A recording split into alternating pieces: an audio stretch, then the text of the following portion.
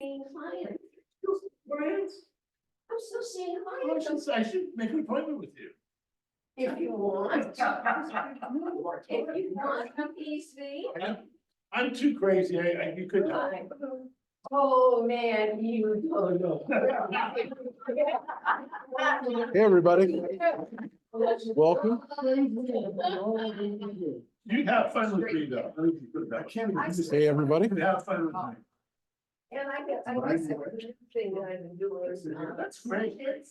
I pray every day that I'm in your apartment 2 weeks before Pesach. Nice. They said. It's gonna be here soon. So yeah, we're coming up on Easter week, but our Passover is way off. Yes. We're a month. Yeah, yeah, I started writing you back, but there was too many questions. Too many questions. I'm still trying to get that second newsletter done.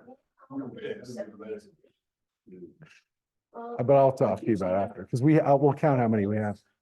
So hello, everybody. We are looking for. What are we looking for? I'm not sure. Oh, they're there. Of course they're there. I'm gonna snuggle up. Hello, hi, I'm here. I'm saying hello. I'm saying I'm here. I'm here. I'm here. Are you there? Hi. Hi, Joyce. I'm here. David will be here shortly. Say hi to everybody. Hi to everybody. I love life. I just love. She is. Your life too. Yeah. We're looking at the, she's looking at the concert she's got on her list, right, Joyce? You've got, Yeah, I got some. Joyce has got Melissa Etheridge, and she's got Blues Traveler, and And I've got Daughtry was last month. I forgot about it. I missed it. Krav Krav Maga. I have the gun shooting. She's got a lot of stuff going on. She's working hard. She's working harder than most people. She is, for real. I am. So, Which I love. yeah. Oh, we need to let Jesse in. Somebody let Jesse in. He brings down the age by like 30 years. Nice. It's good. It helps he's teaching. He's a teacher. He's a teacher. Yeah, he's working as a teacher. No, my nephew working for Silver Springs. Yeah. Yeah, Andrew. Andrew. Loses his job. No. Why? They're cutting down, they're cutting back. And special ed teachers are cutting back. Can you believe that? Oh, yeah. And I have a client who just today, they fired every teacher and they're gonna see how many students they have in September to see who they're gonna hire back. For teaching? My client just got let go. See, Jesse, then all of a sudden we're talking about teaching. How tough the staffing is now for schools. Yeah, because schools are realizing that they're completely upside down based on their projections. Of course they do. But the problem is they can't fire senior teachers, right? Because of the union. Because of the union, so young teachers get pushed out, Yes. which is insane. And it's worse than that. That's Sulphur Springs, but it's every district. It's every district, every district. Yeah, they're laying off like 60 people. Yeah, this is a huge thing because they have not dealt with the declining birth rate. Right. And they have not dealt with the teachers union because they can't. They can't deal with the teachers union. So My understanding, the main thing also is they're not being honest with how much money they have or where it's coming from. Right. Because a lot of it is. Well, Because they're like, oh, because they reported like, I think a cut like 100 million or something surplus last year. And then they're like, oh, we don't have any funding this year to give you the cost of living increase, which isn't a pay raise, it's a cost of living adjustment. They're like, okay, well, where did all that money go? And apparently some people are saying, oh, because it's in like some kind of, I forget the word, but it's like an invisible account that builds interest, which is illegal. listen, I don't know where their money is, but they have been honest. It's in the papers. It's been in the Signal. They've said that they essentially, have been projecting off of demographics that in the best case scenario are problematic. And so a lot of it's based on their demographics. But it's easier for the high school because the high school has projections based on the elementary schools. So they actually know. The elementary schools are the ones that are really screwed up because they don't know what I mean, they have to project, they have to guess essentially what's going to come in. But yeah, the high schools are at least they can add up, they call up each one of the elementary districts and say, how many kids are in your school? They have a rough estimate. So they actually they should have a better idea of what they've got. But what they did was they didn't want to report how bad it was. And so they kept overestimating what it was. And at some point you have to tell the truth. They also have to report their lack of success because overall reading, writing, and arithmetic scores are going down. And my client teaches fourth grade, so but they fired every teacher in the school. Which school? I don't know. She's out near Long Beach. Down there. You know, it's interesting because Helmer's just built, they got rid of all the portables. Helmer's right by my house. It's elementary. They built a two-story, beautiful, two-story, Because it's a separate issue. different bond money. No, bond money. The bond money doesn't go towards the teachers. Doesn't go towards the program. So the bonds were paid for and are already, Are being. they have to be spent. The money has to be spent. Now, it does shift money away from schools having to pay for staff out of their money, but The top percentile in the state. Up here, yeah. Yeah, granted, like California is one of the worst performing states education-wise, but our district still performs in the top of the state. Oh. yeah, our district performed, I don't want to talk about this anymore. This is just gonna make me sick, so.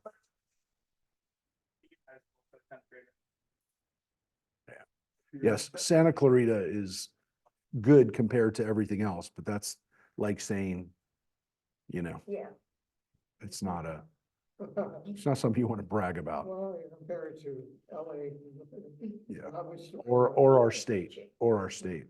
Dina is teaching my daughter is teaching in Chula Vista, 5 miles from the border. So I think it's starting to affect her. No, but she has a team teacher in her class that does. Chula Vista, nice. Not really. It's not one of the nicer parts of San Diego, if you will. But anyways, yeah, she's starting to come to terms with the fact that there's a uphill battle Mhm. when you have families that One for master. don't really care. She has a master's. She could get a PhD, but she's already got a master's, but she only should get a PhD if she decides she wants to be an administrator. Right. There's no need for her to do that. She's at the top of her pay scale for being a third-year teacher. Anyways, it's tough. She's always wanted to be a school. That's all she ever wanted to do is not, she's been singularly focused since she was in elementary school to do this. So we're in, and you find, Mike, you did that. You achieved that early. They achieved it for me. So what? You still did it. Mike retired and then kept retiring. Well, yeah, 'cause when I came back. He all moved my there. friends wanted me to go back. He moved to Arizona and then he moved back. He already did one retirement. He's in the second retirement. He's completed one. Yep. Are you wearing your boots? So Real nice. my number got ripped today as I was moving this from shirt to shirt, but I've repaired it. But I'm almost on day 160, which is kind of crazy. But Yeah. I went out to dinner last night with somebody. I was at dinner with Margot Webb, and she had some people visiting from Germany. And we went out to dinner, and they asked me about the number. And the German lady, she's not Jewish. She's an educator in Germany. She's a principal at the school there. Yeah, you should go to Germany, Jesse, and teach in Germany. She told me that when she saw this, she was like crying. She says, I'm going to go back and do that. I said, you be careful, because, and we talked about it a little bit, the big problem with anti-Semitism there, and she's in Thuringia, which is kind of one of the hotbeds for anti-Semitism or Nazism, but their big problem is actually Arab anti-Semitism. And she flat out told me that. She said, their problem is not the anti-Semitism that comes from the far right, but from the immigrants who've come to Germany lately, who've brought a really dark form of anti-Semitism and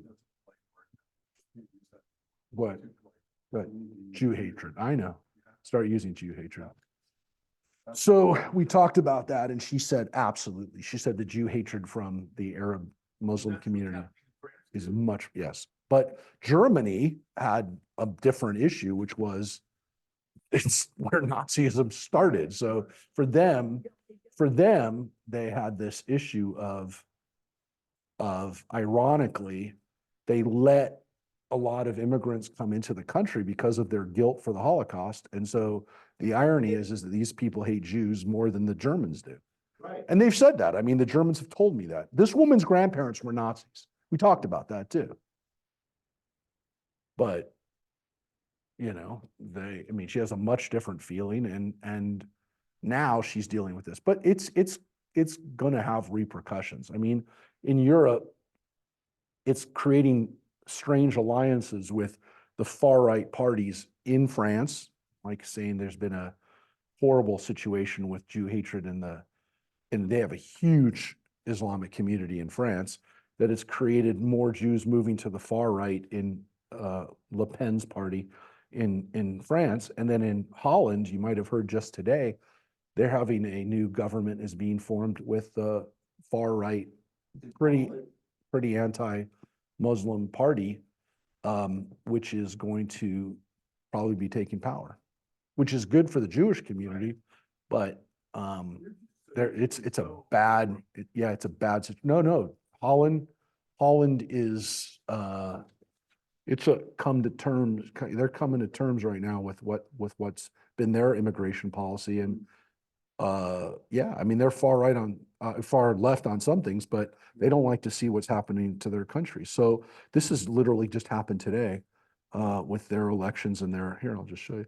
Like a lot of, especially Northern European countries, starting to go really far right because they're realizing how bad left-wing policies are. For who? Like I know, like you said, Holland, I know Sweden was starting to vote far right because. Oh, yeah. economy's in the toilet because of liberal policies and immigration, same thing. Yeah, this just came out. I'm just showing you the newest article. This just came out an hour ago, the BBC. So. Not quite our friends either. No, but Geert Wilders, who's the leader of this party, it's called I think it's the PVV, the Freedom Party. It won the most votes last year, but needed the support of other parties to form a coalition. And so they're going to create a party. He's not going to be the prime minister, but he's going to be one of the leaders of this new party. And he's part of the group of people in the Netherlands that is very anti. They're very concerned with what's happening in their country. You can see right here, less asylum, less immigration. So these are people who, you can get anything in Holland, any drug, any vice, any whatever. These people are very liberal on that stuff, but they're sick and tired of seeing their country go down the toilet. So they're coming back. And it was sad because the Dutch opened up the Holocaust Museum today, and there were protests at the Holocaust Museum. The president of Israel, Isaac Herzog, came, who's liberal. Isaac Herzog was a member of the Labor Party. There were people who, he's not soft on Israel's response in Gaza like most Israelis, but yeah, people came out and protested him. They protested the museum, and yeah, came out today. It was in the middle of this election stuff, and people were very upset in Holland. It really upset not just Jews, but it upset Dutch people who were like, this is ridiculous.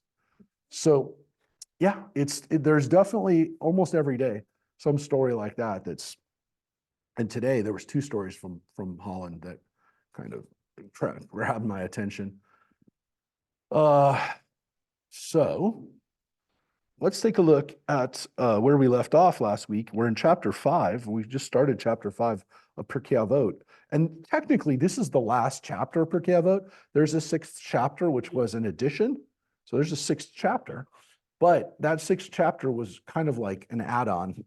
It was similar texts, and they were written during the similar period, but they actually added those texts to this. So this was kind of the rabbis. And so they did it a long time ago, but it was an added chapter.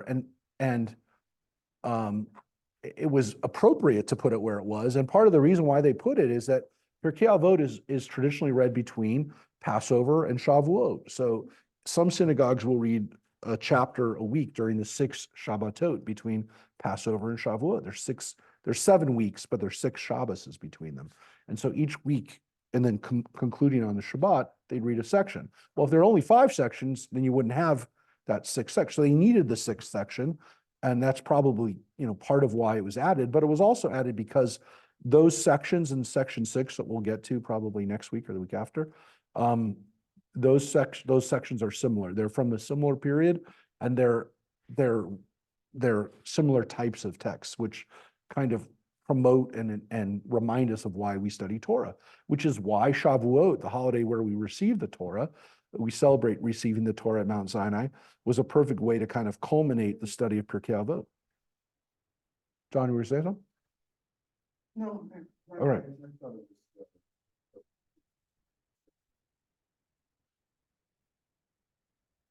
No, but there are some Sidurim where it's in the everyday Sidur. So some people read them every day or study a section of Pirke Avot every day, just to remind themselves. But yes, traditionally it's those 6 or 7 weeks between. I can't remember. I think so. I don't remember. It's been weird. I think last year, I can't remember. I really don't. I can't, maybe. So I was worried. There was a chance that I was going to be in Israel for Shavuot, but I'm not going to. That's not going to, I'll be here. It is. But the reason I was going to be there was in Israel was I was going to be there for Yom Yerushalayim, which is it's Jerusalem Day, and it's always right around Shavuot because it's on the Jewish calendar, but it's the day that Jerusalem was liberated and made a place where Jews could worship again. And so that's always towards the end of Shavuot. It's Yom Yerushalayim this year is, I think it's May 27th or something around that. Maybe it's beginning of June. Anyways, it's around that time. So, all right. So we're reading this, getting ourselves to some extent prepared for the holidays coming on us. I guess we're reading this before Purim, but so we read this last week that there were 10 generations from Adam to Noah, and then and again before that we read that there was 10 utterances of the world. So the theme of chapter 5 at the beginning here are numbers, and the numbers actually start with larger numbers. The organizational process here is not necessarily quoting rabbis either, but kind of introducing them with number theme. Starting out with 10, these are all tens, and then we go to sevens, and we go to fours. So the organizational principle here is numeric. And again, instead of having a rabbi introduce the texts, the numbers introduce the texts. So, yeah. So let's take a look at where we left off, which was the 10 trials. So it says here, with 10 trials was Abraham our father, may he rest in peace, which is an interesting phrase because we usually don't say that about the patriarchs. We usually don't say that about our ancestors in the ancient times, people who died a long time ago. But may he rest in peace, tried, and he withstood them all, to make known how great was the love of Abraham our father, peace be upon him. Now, I will tell you this. The phrase Olav Shalom is on both. So Alav HaShalom means may he rest in peace. We say that all the time in Yiddish, Olav Shalom, right? We say it like one word, Olav Shalom, right? But it's Alav HaShalom, as he has essentially ascended in peace. You know, he's up in, you know, may he be in peace. It's not so much resting in peace, but that's what we say in English. Peace be upon him. You know, but it's the same phrase both times. May he rest in peace. But that's what Alav HaShalom. It's weird for me to say Alav HaShalom because you just say Alav HaShalom. Alav HaShalom. So when the pronunciation of it is Yiddish, but it's 100% this Hebrew phrase, Alav HaShalom. But yeah, it's one of those ones that we say it so fast and we say it in kind of Yiddish inflection that it sounds like it's Yiddish, but it's entirely in Hebrew. No, the one that we also talk about a lot, that's a Yiddish phrase. It sounds like it's one word, but it's actually 3 words. It's Kenahora, right? Oh, right. Kenahora. No Kenahora, right? But it literally, no, it's Kain Ain Hara. Let there be no evil eye. Let no evil eye. Kain Ain Hara. So like, we don't even like, you say it in Hebrew. Like, what are you talking about? It's Kenahora. Kenahora. I don't know where those words are, but there's Kenahora. Kanina-hara, I thought was like. No evil eye. It literally means, What I used to yes, eat a lot. yes. Kanina-hara. Yeah. You say it to somebody so that if you say something good, people also used to spit after that sometimes too. Oh, yeah. Used to do a little spit because you're superstitious. So here's the issue, right? What you really are supposed to say it when you've said something boasting, like, oh, he's so strong. Like, it's great. He's eating so much. Because God forbid he shouldn't eat so much, right? So if you say something positive, this is the logic, right? It's going to attract jealousy. That's what the Ein Hara is. The evil eye is a jealous eye. It's when people look at you and go, gosh, I wish that guy didn't have that. You shouldn't have that.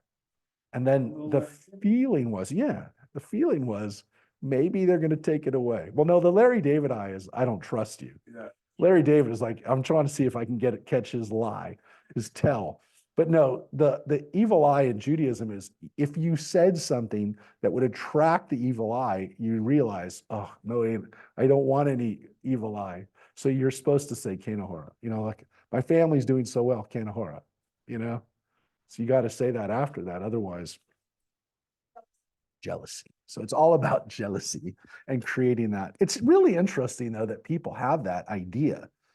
It's weird because it's not only Jews who have that. There's other people who have. We tend to be more focused on it. But there's an interesting idea with that, which is that if you attract attention to yourself and people are saying, oh, I wish those people didn't have that stuff.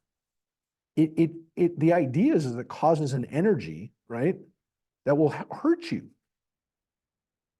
Like if people really want somebody not to have something and have them lose that or have it taken away, or God forbid something bad happen to that, right? We say God forbid, right? That happens. It's a weird idea, but I don't know that it's necessarily like a stupid idea. I wouldn't want to say there's not something to that.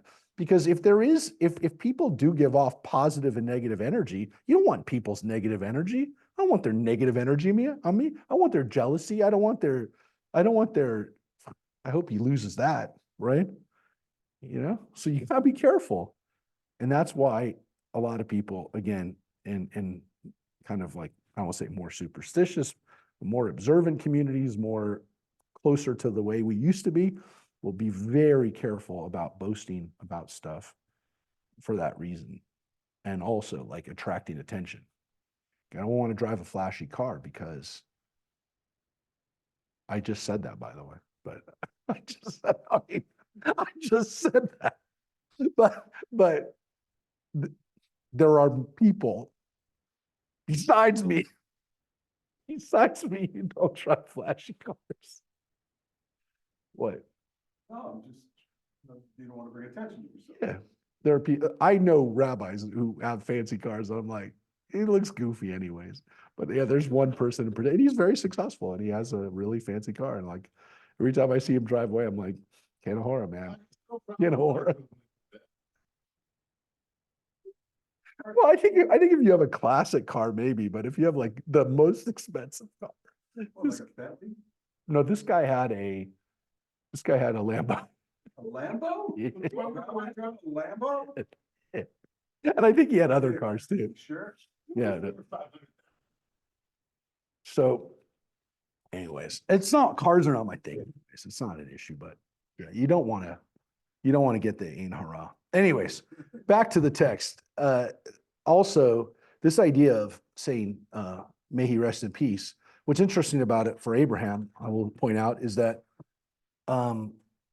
there's a familiarity or an intimacy with saying that about Abraham, that when we say Abraham our father, right, that's already saying Avraham Avinu, seeing him as our ancestor, as our father, right?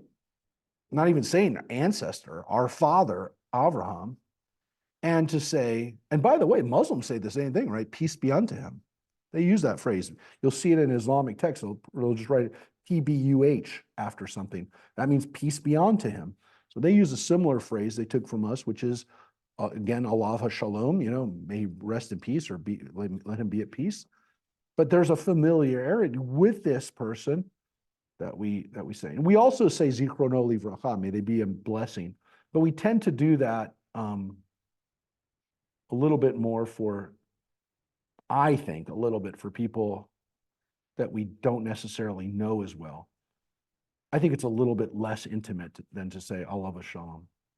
Like if you talked about your parent or your spouse, you probably wouldn't say Zichrono Livracha. That'd be like for your teacher or for like, I don't know, some dignitary. You'd say Zichrono Livracha. Let that person be remembered as a blessing. It's a nice thing to say. But for a parent or for somebody more, we say Allah v'shalom. I lost my father, Allah v'shalom, But I actually hear it less anyways. I hear Zichrono Livracha used a lot more recently, more in the last generations, I say, than Allah v'shalom. It almost sounds Yiddish. It almost sounds like an older thing to say. But let's look at Abraham. 10 trials. What are they even talking about? 10 trials?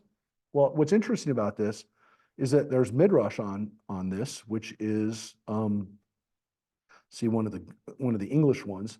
These are ones that are pretty much in Hebrew, but this one here, the Bartanura, is has them. So 10 trials. Now you and I know that like one of them was the binding of Isaac. You'd say, well, that's a pretty big one.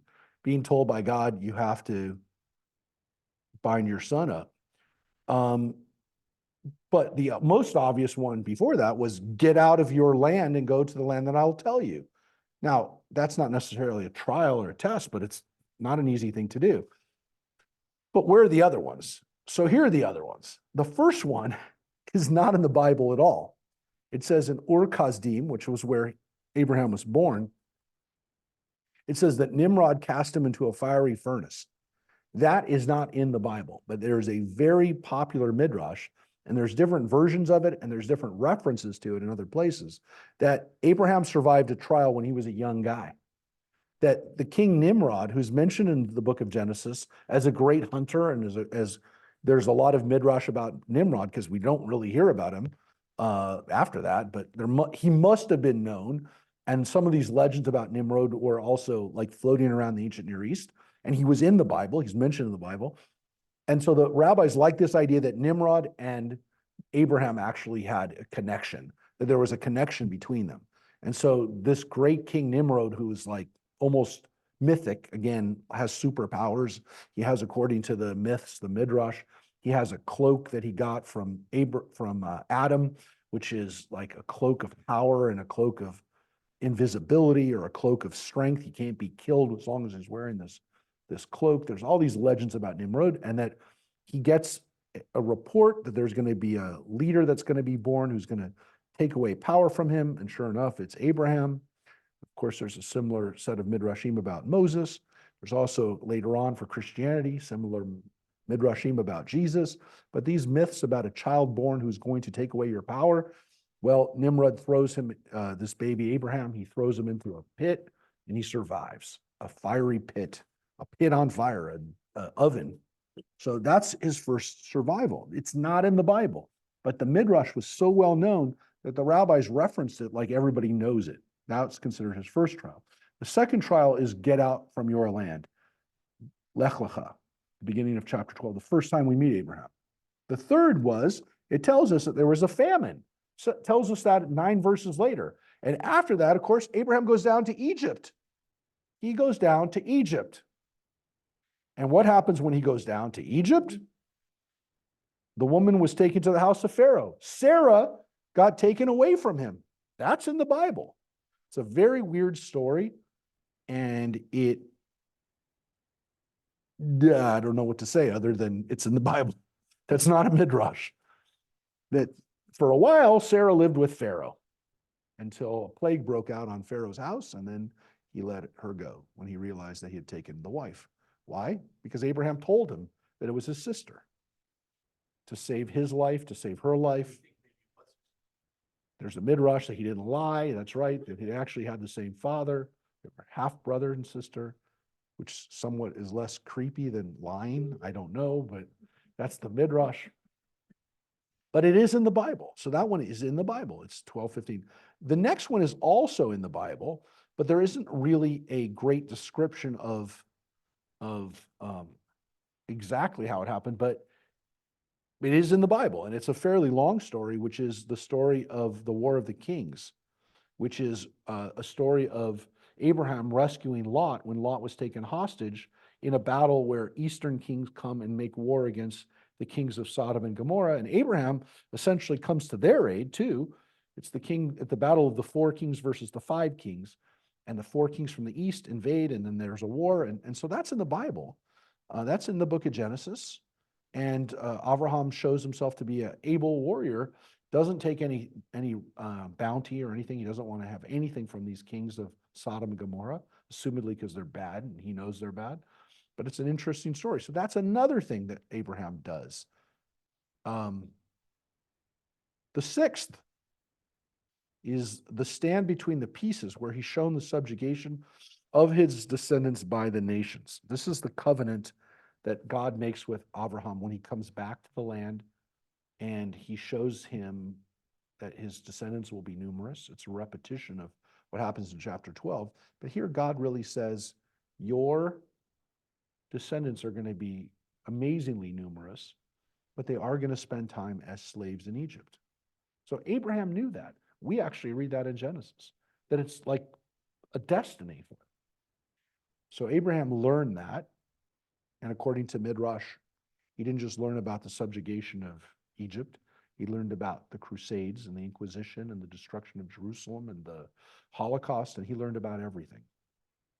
He learned what the fate of his people was going to be, and that was not easy for him to hear. This is what's going to happen to your descendants, to your children. So that was considered to be a trial for him.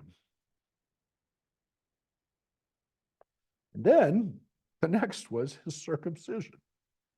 Chapter 18, he gets circumcised at 90. Not an easy thing to do, right? He gets circumcised. And then he has to circumcise Isaac. So it's tough. That's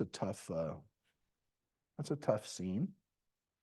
Not an easy thing. It's a trial. It's one of them. Makes sense. Made that list. That's in the Bible. The next one's also in the Bible, which is a very strange story of Avimelech, who's one of the kings of one of the indigenous kings, the kings of the Philistines and the Canaanites who lived there at the time, that one of them takes Sarah as his wife, and because Abraham tells him that it's his sister again. Yeah, it happened twice. There's 2 versions of the story where it happened twice. Once in Egypt and once in the land of Israel. And again, once again, the guy is punished. He lets Sarah go, and it's a strange story. but it's considered, again, another trial, but it's in the Bible. The next thing that's laid out here is when Abraham has to send Hagar and Ishmael away because Sarah didn't want them around. Why? Because Isaac's born now, and Isaac is now the heir, and she doesn't want him around. And she also, according to the Midrash, thinks that Ishmael is going to kill Isaac. So she wants him out of the house. That is another trial for Abraham, leading to the last one, which is in chapter 22, the binding of Isaac. So in between, and actually one before being told he has to go, are these other trials. So instead of like two trials that are obvious, and again, you could say all the stuff that happens with Sarah, well, that's there, but I mean, I don't know that it's as tough on him as the others, but it's, I mean, the rabbi saw it as all difficult things that he went through. And so some are obvious, maybe some aren't obvious, some aren't even in the text. Well, at least the being thrown into the pit isn't. But yeah, these are the challenges that Abraham goes through Isaac's birth up through that time. I mean, look, you could take away the fiery pit and add losing his wife. When Sarah died, Abraham is crushed and he has to find her a place to be buried. And that was hard. He ends up getting, according to the Bible, married after that too. But yeah, I mean, he was 90, he was in his 90s, but according to tradition, that was pretty hard on him when he lost his wife. So that could be the 10th trial. Anyways, we have one that's not in the Bible, which is the one that again became so popular, which was Abraham being put into the pit by Nimrod. By the way, there's a very famous song that some of you have heard. I'm going to play a little bit of it because the Midrash was so powerful, was so popular. And this is a song, and I'm going to play it. It's interesting, I was associated Nimrod with, a derogatory term. Uh-huh. Reading up on Nimrod, where that comes from. Yep. Well, here's the song that you might have heard. I don't know if this is necessarily the best version of it, but I'm going to play it for you because I like it. And you've heard it before. Oh, here we go. 1 second. I'm going to have to not talk during this period because you're going to hear it.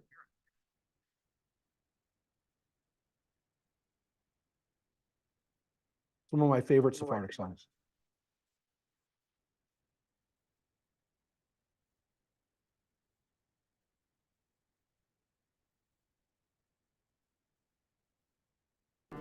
Cuando el rey Nimrod al campo salía, miraba en el cielo y en la estrellería, vi una luz santa en la judería que había de nacer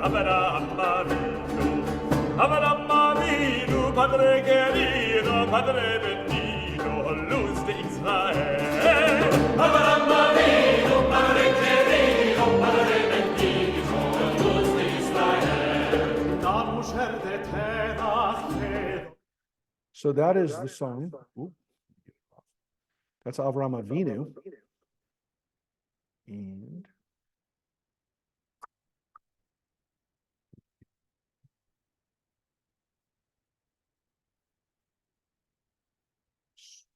so that song is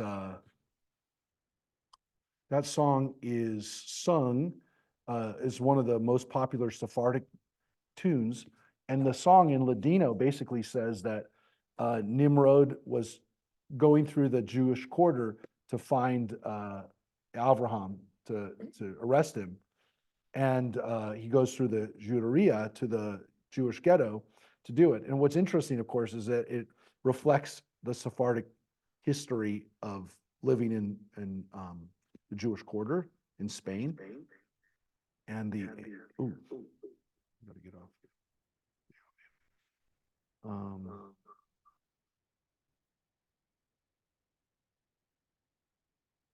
that they project the danger of Nimrod into their own time during the Inquisition and other times.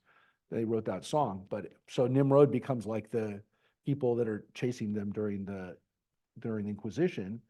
But the song says Avraham Avinu, Avraham, our father. He's the our blessed ancestor. Luz the Israel, which is the light, the light of Israel. So that was a song based on the Midrash, because the Midrash was so popular, of the 10 miracles.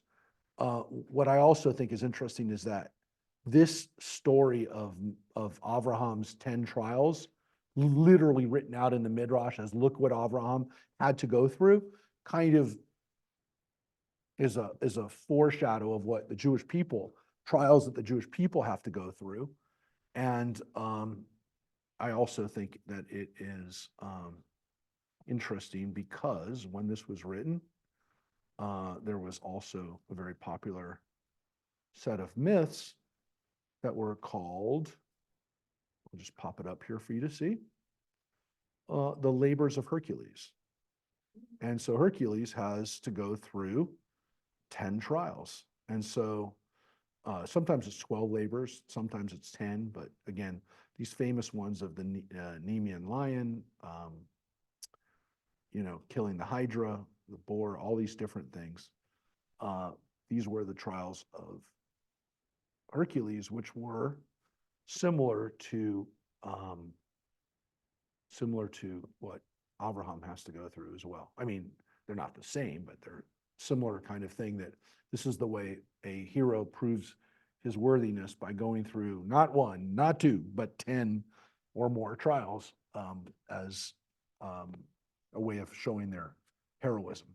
So we have them of Avraham during this period, again, during the Greco-Roman period. That's when this Midrash comes. So let's look at the next one. This one is, this is all also great for Passover, because we get to the 10 plagues, we get to 4 children, we get to 4 questions. Numbers and number sequences are very important during Passover. And that's because during the Greco-Roman period, they were following what those cultures did with having numerical sets, and not just saying, we have one thing, but here's 10 things, here's 4 things, here's 7 things. And it was a way also, probably as a way of kind of remembering, as a mnemonic device, these kinds of things. So here's one, another of 10. And of course, we sing the Echad Mi Odea song at Passover so that we know all these numbers. Who knows 1, who knows 2, who knows 3? We go through all these numbers. But this is what we have here. So look at this one. 10 miracles were wrought for our ancestors in Egypt, and 10 at the sea. 10 plagues did the Holy One, blessed be he, bring on the Egyptians in Egypt, and 10 at the sea. With 10 trials did our ancestors try God, blessed be he, in the wilderness. As it is said, and they have tried me these 10 times, and they have not listened to my voice. So, you know about the 10 plagues. I don't need to go through the 10 plagues with you, and we're going to do them at Passover. But let's look at what we just had. 10 miracles were performed for our ancestors in Egypt. Well, they were spared the 10 plagues. So those were the 10 miracles. They didn't have the 10 plagues. But what about 10 miracles in the Red Sea? I mean, we know the water split. Now, this is the creativity of how the rabbis say, well, look at these miracles that were also done at the sea. What happened? The sea split. And the second was that the sea turned into a type of tent, and Israel went into it. Okay? So it was literally like it was over them, and then they could still walk through it like a tent. But it didn't just split. The children walked through on the dry land. Well, that says specifically in the Torah. They didn't just like walk through mud. They walked through like dry land. It wasn't wet. It was dry land. That's what it says. The fourth, on the seafloor, the Egyptians that chased after them it dampened and became clay and mud. And so when the Egyptians walked on it, that same dirt turned to mud. So it was dirt for us, it was mud for them. Another miracle. The water that congealed on the seafloor did not become one piece, but rather many small pieces, similar to bricks and building stones arranged one next to the other, which they said that the water wasn't like water anymore. They could actually move it out of the way like bricks. And if it wasn't bricks, some of it was actually in what they said it hardened and became like boulders. The next is it says, so the water itself became different form, either bricks or boulders. Those are two things. The Egyptians were called sea monsters. Huh. That's part of that one, actually. That was part of that one. The seventh was the sea split into 12 pieces so that each and every tribe could cross by itself on its own path, because it says in there in Psalms that God tore it into pieces. And so they said, well, what were the pieces? And those were paths that not only was it one split, there was 12 splits, one for each tribe. But the tribes went in each one on their own path. So this was another miracle that they deduced from this. The next was the waters congealed with the appearance of sapphire and onyx and glass, so that the tribes could see each other, since the pillar of fire was giving them light. And this is why it says the darkness of the waters, the clouds of the sky, which is to say that the gathering of waters was like the clouds of sky, like the essence of purity. So what they're saying is that as they walk through those tunnels, if you will, through the water, they could see through it. It was translucent and it was beautiful because it looked like blue glass. You didn't know this about the Red Sea, by the way, that the miracle wasn't just that it split, it did all these things too. So again, the Mishnah, the text here doesn't say what the 10 things were, but the commentaries and the way they kind of embellished it or saw this. The next one is the sweet water would come out from it such as they could drink it. Well, that's weird because it's salt water. But when they were walking through it and they needed to have a drink as they were walking through the Red Sea, it tasted like fresh water. Okay. I didn't need to have salt. They didn't need to have their own water with them. The sea gave forth fresh water from them. And here's the last one, that after they drank what they wanted, the remainder would congeal and turn into piles, as it is written, the waters piled up, they stood up like a flowing stack, which is the way the book of Exodus describes the waters appearing like they were piled up. So the idea that the water, which is why in the movies, there's always been attention paid to the fact that the water doesn't just go down, right? So even in the famous, the Mill version where it used to go, that was the highlight of Universal Studios tour when you go through the parting of the sea, right? The idea was that you actually saw water on the sides of you. It wasn't like the waters just receded and people walked across. The idea was they walked through and they saw towers of water on the side of them, which is what they do in the movie The Prince of Egypt. It's much easier to do in animation than in real life, but of course the Mill pulled it off and was considered to be a great special effect for years and years. The fact that the water, actually you see it on the sides.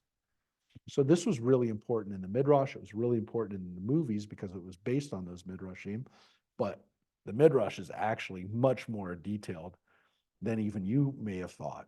Because again, this is considered to be like not just one miracle, but several miracles that were part of that miracle. But here's the bad stuff. That God is tried by us 10 times while we're in the desert. And that is a lot. And that you don't need a midrash for. Because every time the Israelites complained about water or food or how long they had to be in the desert for, why is Moses in charge, and all these kinds of things. I mean, you'd actually think it was more than 10. Probably they could have embellished and gotten a lot more than 10, if you will. But the Bible itself says in Numbers, here's the line.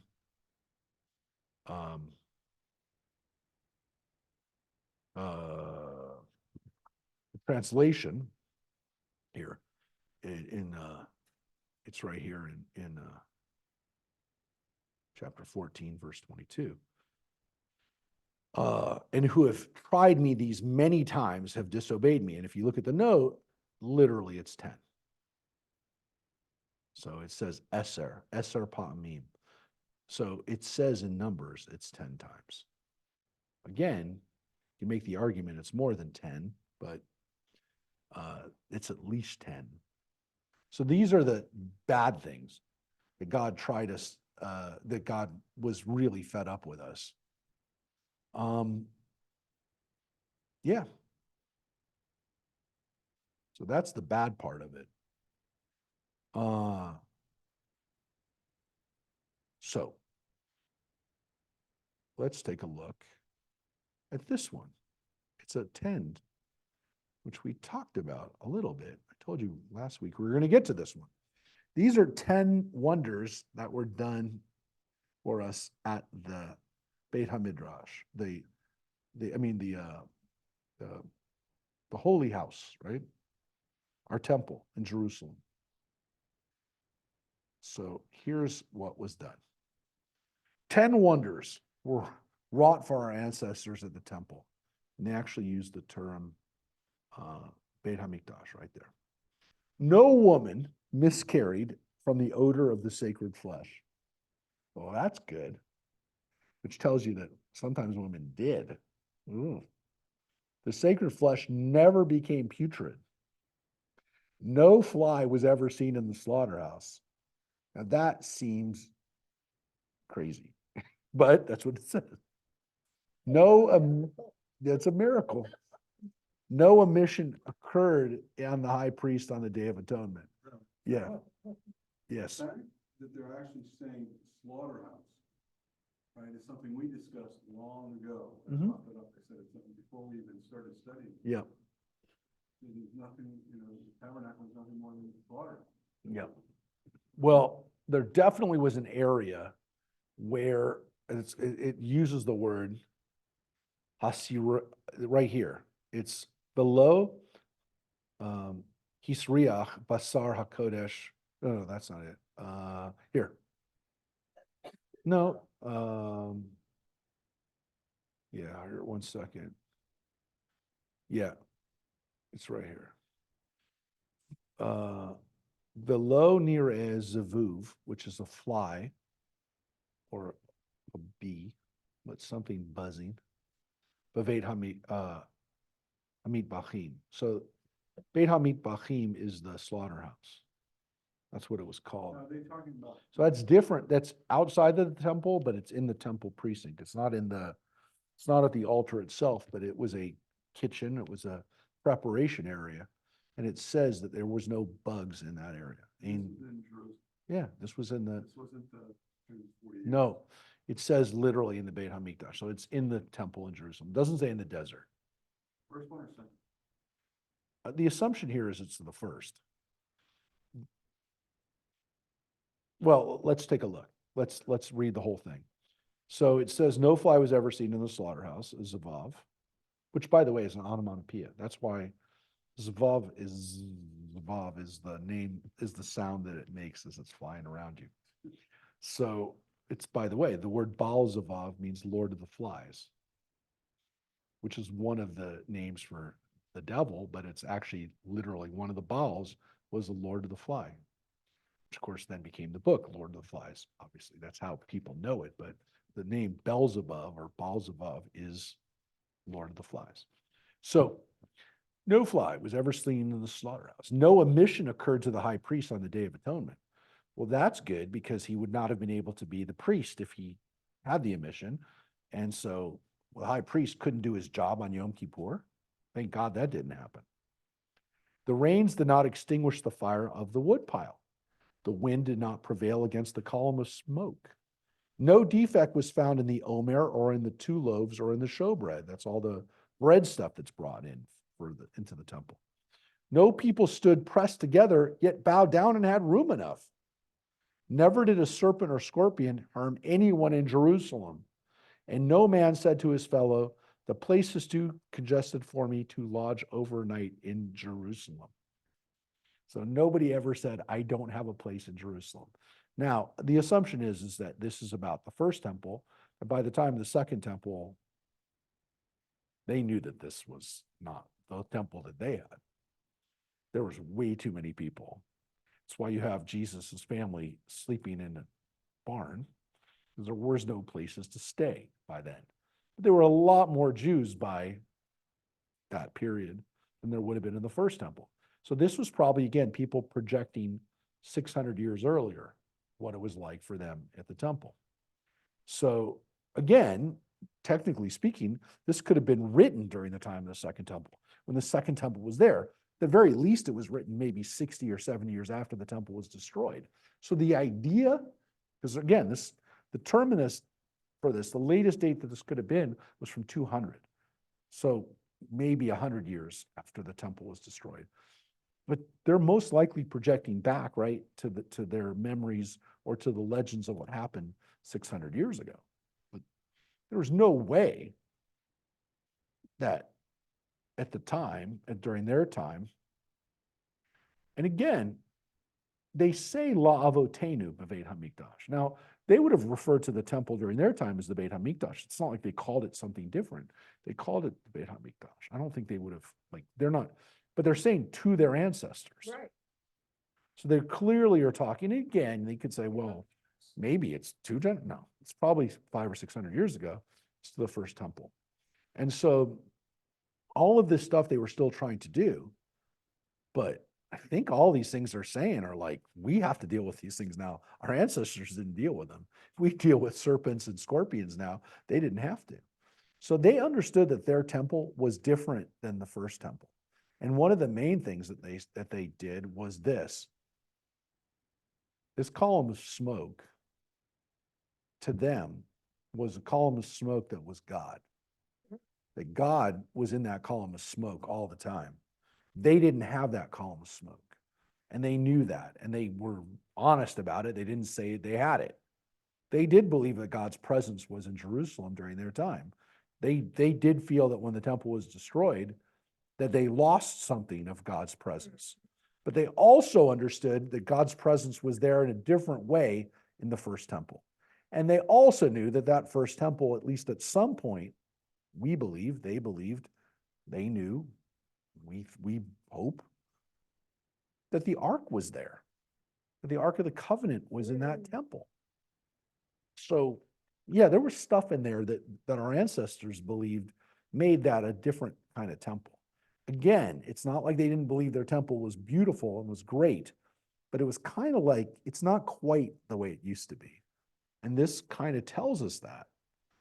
And it also tells us probably some of what they had to deal with, which they didn't like, which is it was too congested. It was a little too crowded. But the system, as I've told you before, was not built for 8 to 10 million Jews, which is how many there were probably by the time the temple was destroyed. It wasn't built for that. It was built for, this whole system was really only built for maybe 500,000 people. It was not built for that many people. It couldn't accommodate it. Couldn't accommodate the sacrifices, which is why people started sending in money. Couldn't accommodate the people, which is why you had people sleeping in doorways and why you had people sleeping in barns. They couldn't find a place. There weren't enough places. So whenever Jesus's parents were there to be counted at that festival, whatever festival it was, whether it was Sukkot, Passover, or maybe Shavuot,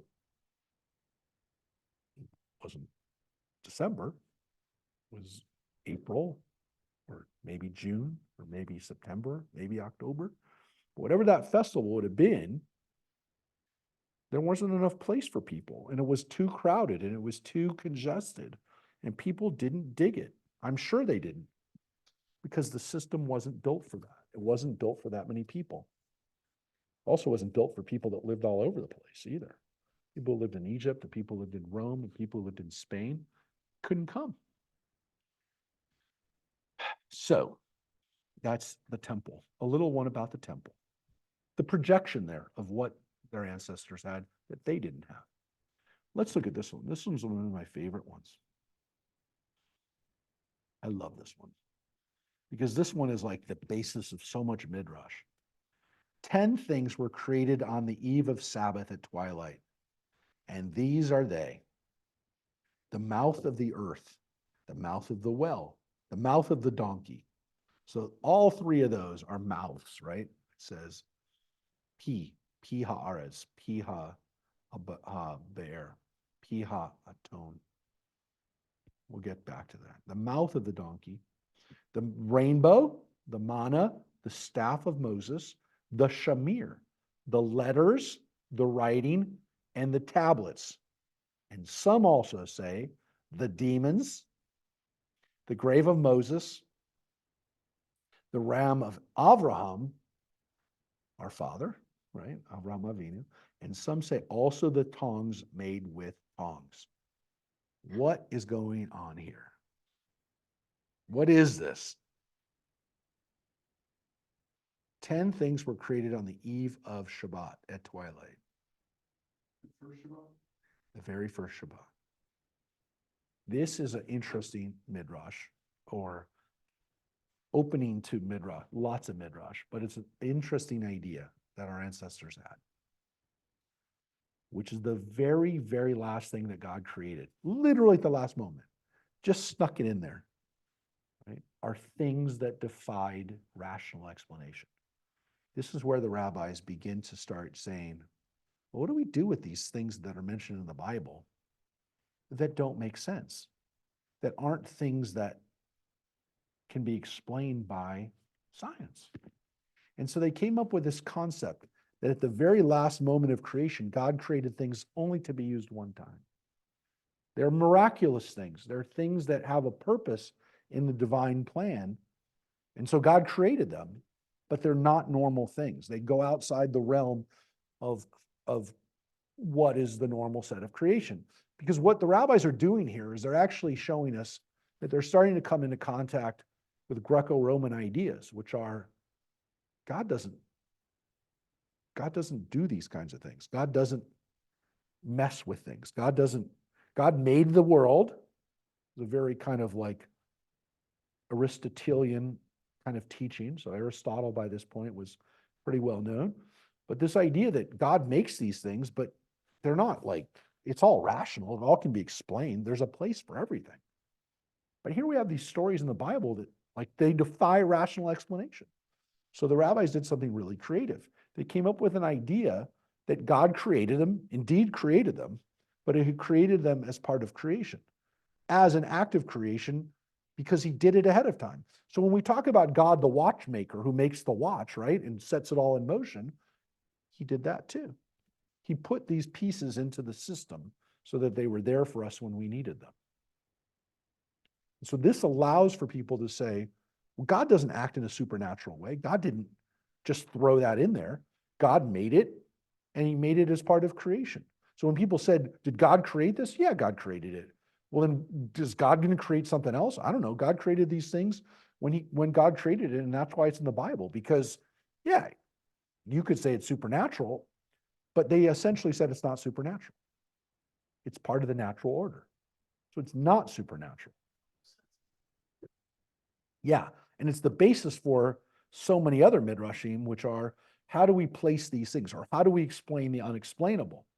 And this is really an attempt at rationalizing the Bible. And it's an ancient attempt at doing it because this is what they were faced with, which is, how do we explain these supernatural occurrences? So what are these things, right? So the mouth of the earth, there's a famous scene where Korah is swallowed up by the earth after he rebels against Moses. Well, that's just really disturbing scene. And it's really God, getting involved in causing the earth to literally like have an earthquake and split open and then close back up. It's like a mouth. So when Korach and his band of people get swallowed up by the earth, that's supernatural, very supernatural. The mouth of the well, right? What is this well? Well, this is a magic well.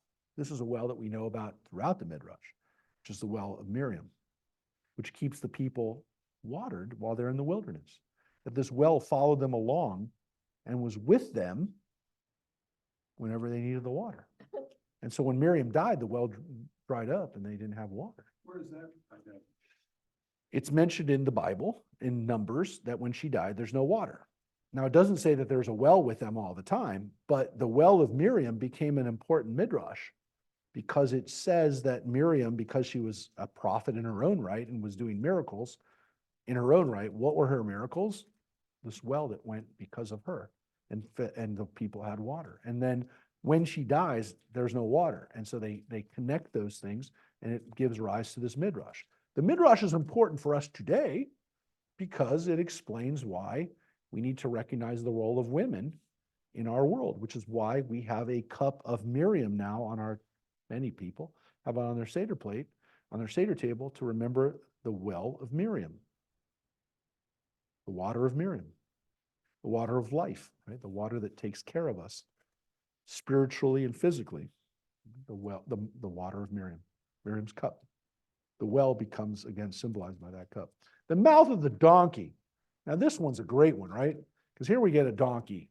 Where's the donkey?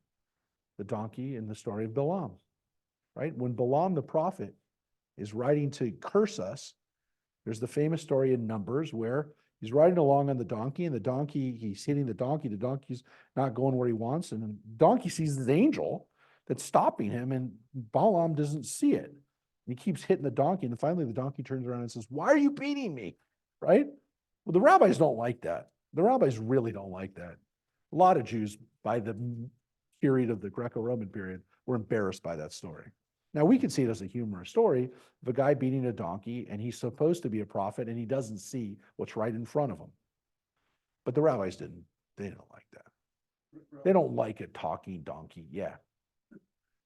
What? What's wrong with Mr. Ed. Mr. Ed. No, he wasn't a donkey, he was a horse. Yes, but they don't. Murphy, what's wrong with that? Yeah, talking donkey. That's right. Donkey. Donkey. What? Of 5.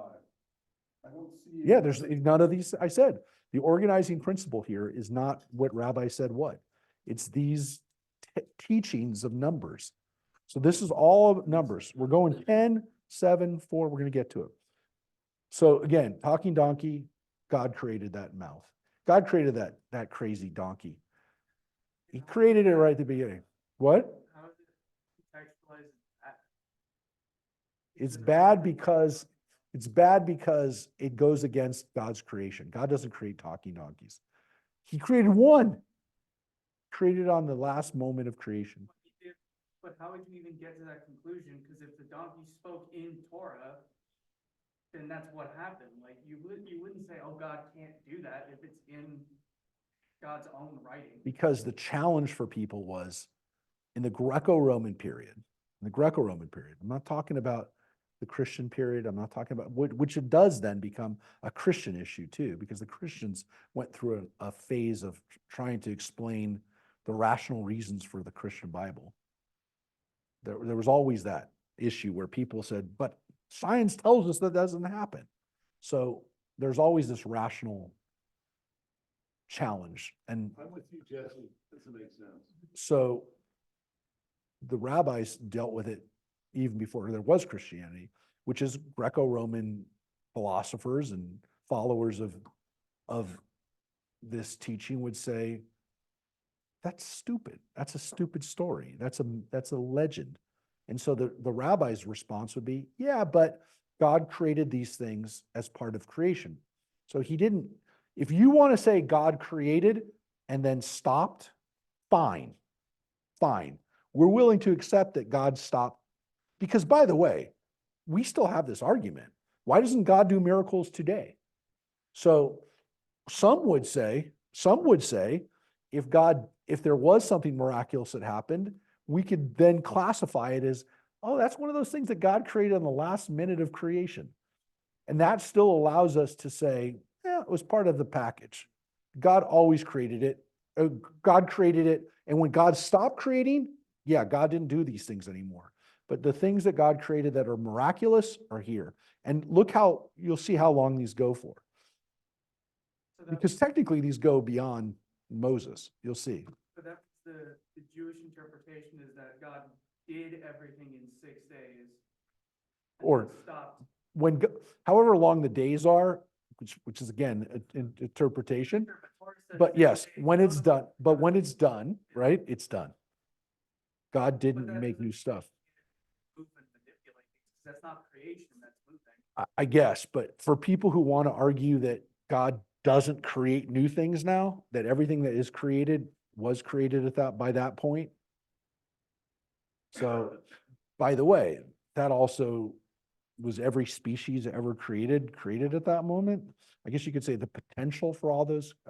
But look, they didn't, that's what they were confronted with. They were confronted with Greco-Roman philosophers who said, your story, does it line up with our science, with our knowledge of science? And the rabbi said, of course it does. We still do that today, which is why we try to rectify, line up the Big Bang with our version of, with our version of way we understand creation. Then that leads me to ask them what the rabbi's opinion was of Aristotle, because his theology was really interesting at the time, because he almost sounded like a Jew. Because his whole idea is there's one unseen creator who made all things, and the Greeks hated him for that. That's why they sentenced him to death. So what happened with Platonic and Aristotelian philosophy was there were Jews who bought into that 100%. One of the most famous was a Greek Jewish philosopher named Philo, who lived during the Roman era. He lived during the time of Caligula.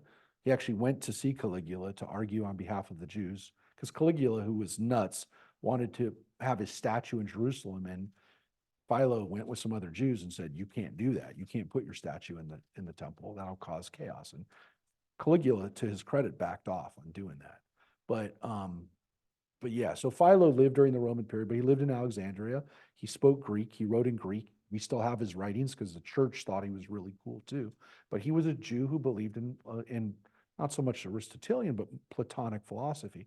And he said 100% that Judaism can line up with this stuff. And he believed that Judaism does not teach about a God who messes around with the world now that it's been created. And that was very important for these guys because they wanted to have a system that worked. And the system was what was important to Plato and obviously to Aristotle. It was very important that there's a system that works, that can be relied on, that can be counted, that can be measured. Let's all feel comfortable at least with that. And they did. And so these guys, to their credit, I mean, they lived in that environment and they tried to make it work. And they 100% believed it could be worked out. Philo is 100% in alignment with Greek philosophy and with what he believed was the Torah telling also a true story. So he tried to make those things line up. And he's an interesting guy to read. So if you want to read Philo, you can see how Jews were trying to have it live in society, in their modern society and in tradition at the same time. So donkey was a big one because that really, is. Now, by the way, the mouth of that donkey doesn't go away. The interesting thing about the Midrash is that donkey's mouth was so important and so powerful that later on it says that Samson picked up the jawbone of an ass and killed all these Philistines. The rabbi said, that's the same donkey's mouth. That donkey mouth, God created it. It was miraculous. And then Samson had it to kill because it said he had the jawbone of an ass. So that's where that donkey was, right there in his hand, that same donkey, the donkey of Balaam. The next is the rainbow. Well, that's the rainbow of creation, right? I mean, of the flood, right? God created the flood and then creates the rainbow. After there's dry land and Noah can come out, it's a covenant of the rainbow. But if God didn't create it in the first place, then God made it then, which would have been hundreds of years after he was done creating. So he must have created the rainbow at the beginning. It was there, ready to come out. The next is the manna, right? The food that we ate in the wilderness. Moses, right? We were provided with manna, and that fed us. It was miraculous. But God had made it and stored it up, waiting for it to go into effect when we were there. Then we have the staff of Moses. See, I love this because that staff, you read about it, it swallowed a snake. It was held over the Nile and turned it to blood. It helped split the Red Sea. Well, that's a powerful staff. But that staff of Moses was also made by God. It wasn't made for Moses when Moses was standing there. It was there all along. God pulled it out at the right time. Well, that's Moses' time. But we have ones that come after. Well, maybe. And this one was definitely around later. And this is the shamir. Now, this is a weird one because this one really doesn't exist in the Torah itself. But when the shamir made its appearance in Jewish legend and how long it's used for, it's quite amazing. The shamir, we're not really sure how it works or the nature of it, though the way it's described in the Midrash, it's oftentimes described as a worm. But this is no ordinary worm. This is a worm that cuts through rock. And the shamir is used for the altar and for all the things that would require rock to be cut, that required it to be cut without a blade. Because we were not supposed to use blades or implementations of war to create the stones for our worship. Because it goes against, if you're using something you killed somebody with and you're using it for a holy item, or you could use that later on to kill somebody with, that's terrible. It's sacrilegious. So I guess you could say we could melt all that stuff down and do something with it so it never could be, but how could you guarantee that something was made for the temple would then not be used to kill somebody?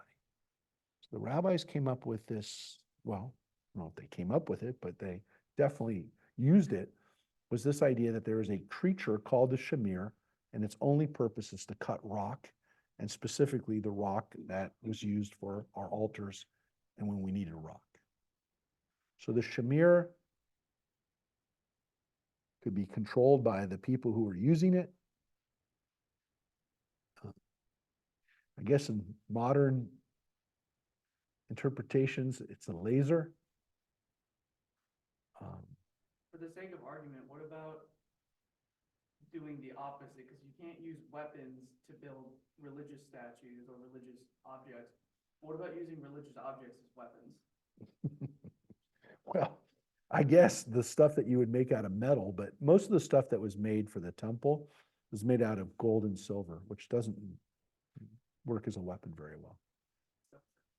Yeah, but it's not, it's too soft usually for a weapon. Like, yeah, you can use it as an alloy, but it's not, it doesn't work well as a weapon. So I they, was just thinking of all the like cheesy movies or something, Yeah. right? Where you have like a piece of the Holy Cross is in the yes, sword or whatever. yes, yeah, no, we don't like that kind of stuff. We don't like the idea of stuff that's being dedicated for God to be used for anything other than enter God.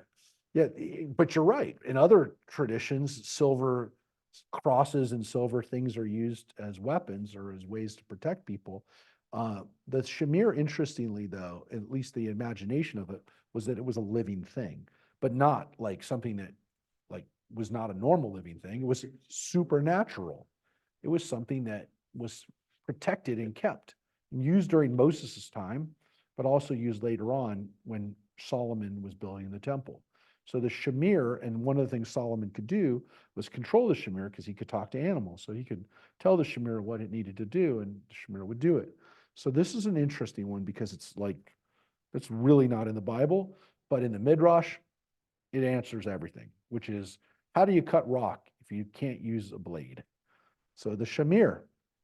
What's interesting is that like it's conceivable that there's a creature that can, Oh wait, didn't it say a weapon that was specifically meant to be a weapon? Cause there's like, you can make knives that aren't meant to kill things. Listen, there's no question there was some way that they But I cut thought through. the Torah said like, you have to use a blade that isn't made No. of iron, because iron is like a wall weapon, so it's like, you use a stone. Look, iron. correct. So you could use a stone, here's the actual line. So I'll show you the, I was like, I remember hearing.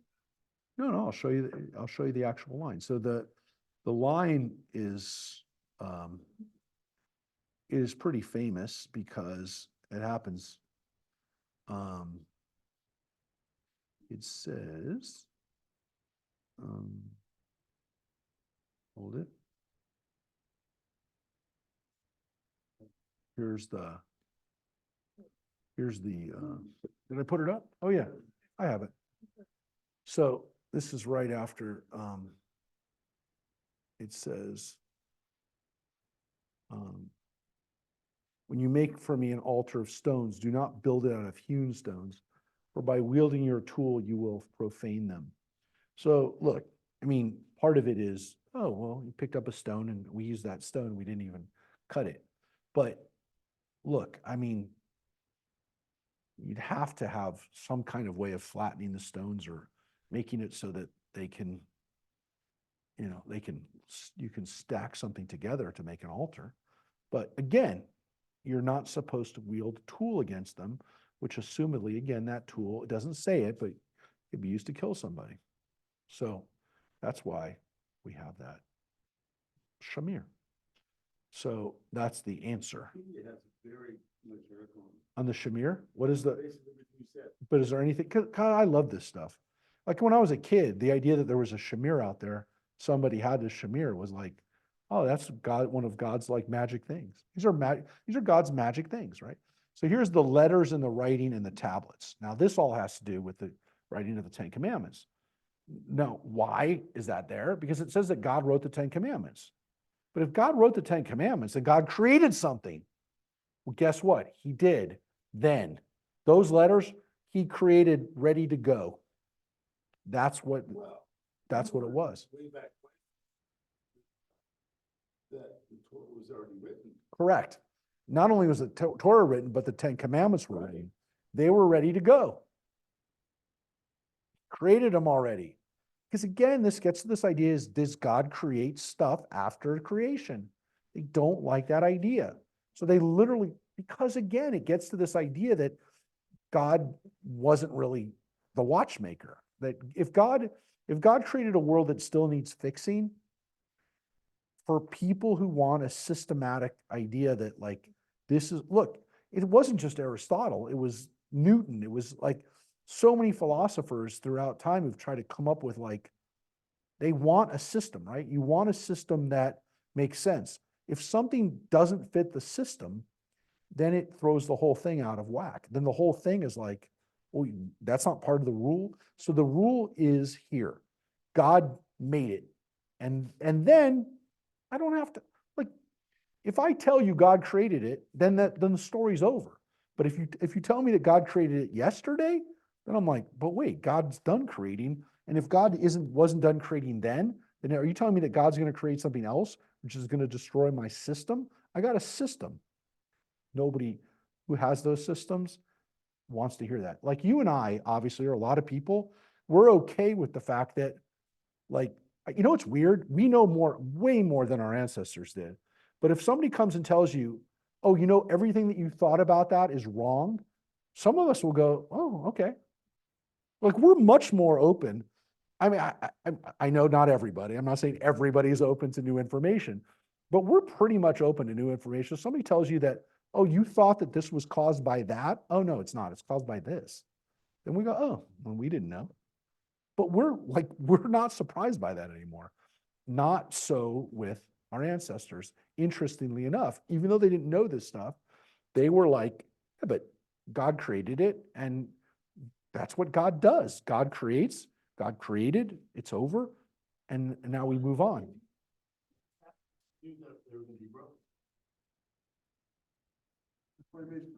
That you're done, man. Yeah, not only, no, and that's the thing. When Moses writes it, it's fine, because Moses can create new things, but God can't. So this is all based on this idea that God can't create it as a lesson. You do that for children, you need them to see the mistakes, so they. fix No, it. I mean, this is, I mean, Mike knows that, but we're asking like, so God creates stuff just to be broken. That's the crazy thing. It's like God created them knowing that they were going to be broken. Right, because he knows everything that's happening Yeah, before it ever happened. yes. Because it's So, already happened. so these things were already there. And if you're going to say, like, when does this stop? Well, those are the things that were written. When it's written, like they finish with the Torah, which is assumingly saying, if it's not in the Torah, it's not going to happen. So you're saying, so these 10 things are like the biggest 10 things they could come up with? These were the 10 things that they could say, there's no rational explanation for these things, so God must have created them, and God created them at the last minute. He snuck them into creation, into the fabric of creation, so that they could be used at the given point where they're supposed to be given. But then they have discussions. Well, maybe that's not the end of it, because this really goes on more than 10, because he says some say there's 3 things are added here, which means that there's like different lists, that people had different lists of these things. So here they are. Demons. Now that's a weird one, because like this is the first time that most of us have seen anything about demons. Now, demons are definitely mentioned in the Talmud. Not like all over the place, but they're mentioned. And they're generally speaking, not the kinds of demons that you see in the movies. Because those kinds of demons that are like the Antichrist or that are really, really malevolent, we don't have those. The demons that we deal with are definitely things we don't like, but they're not things that we have to worry are going to destroy the world. They are, generally speaking, things that mess things up. Yeah. Now, this whole concept of fallen angels is not something, we have it, and we had fallen angels, but they were still not demons. They were angels who mixed with the people, and that was not good. And they created some weird stuff on this world, including giants, but they were not thrown out of heaven. Yes, no, these are specifically the Hebrew word that's used here. There's no word for Antichrist or demon. We don't have that. Which, by the way, I've told you before, demon is actually not, in Greek, it's not a devil. It was demigods that the Greeks and Romans had, that the Christians turned into evil forces. But they were totally like normal gods that the Greeks had, or Romans. I mean, they were normal to them. So for us, these are things that we don't like. We don't want them around, but they're 100% God. They're 100% created by God. God created these things. And they do things that sometimes we don't like. They are called mazikin. Mazikin. There is no word for demon. You know the word because it's used in Yiddish. When your grandmother called you a little mazik, Yeah. she was calling you a demon. So you heard that before, right? She says, well, you heard that, right? This kid is a mazik, right? You've heard that, right? These maziks, man. These little kids are running around the house causing damage. Those are maziks. So generally speaking, it can't be that bad. You can call your child a demon, Satan. So these are really, My dad never did that. My buck. was called, this guy's a mazik, right? We don't use that word so much anymore, but that's what it literally means. The word here is mazikin. So But you said there's no word for demon. that's the word. I mean, it's the word for, I mean, there's not a good, I don't like the word demon here, but what are you gonna call it? Some people would call them imps or things that we don't like because they screw up things. But the weird thing is like, they believed in them, but they, when things went wrong, they're like gremlins. I mean, they're like things that get into stuff and mess things up, but they're not working outside of God. God does not, God allows them to do these kinds of things. We don't want them around necessarily. And there's protection for them, right? You can put a little red ribbon around your stuff to keep the demons out of it, or you put a little whatever, a little salt on the ground or something, whatever the incantation was. Yeah, the Dybbuk box. Jesse knows because he's seen these horror movies. There's a whole genre of movies of no, it's come out in the last few years of Jewish horror movies. But generally speaking, yeah, those are scary because they're not going to be a movie unless they're really scary. But Mazikeen generally were not things that you didn't want them, but they weren't as dangerous as and Dybbuks are different because Dybbuks are really spirits, but there's a crossover, and sometimes like people would be haunted by these things people believed, but it was really a way to explain things that just like didn't go right. Okay, but everybody's okay with the Mazikeen first? I just want to tell you. So for those who well, it's Hebrew, but yeah, it was used in Yiddish. So like that's what I said. So people who heard, like your little mazik, that was what they were calling you. It's a Hebrew word for demon. It's a Hebrew word, but it was used in Yiddish. Yes. But this one's a weird one because like I don't hear anybody saying that anymore. Like you don't, like that's a Yiddish phrase that like nobody goes, hey, he's a mazik. And it was usually like said as a term of endearment, but I understand, but that word didn't make it.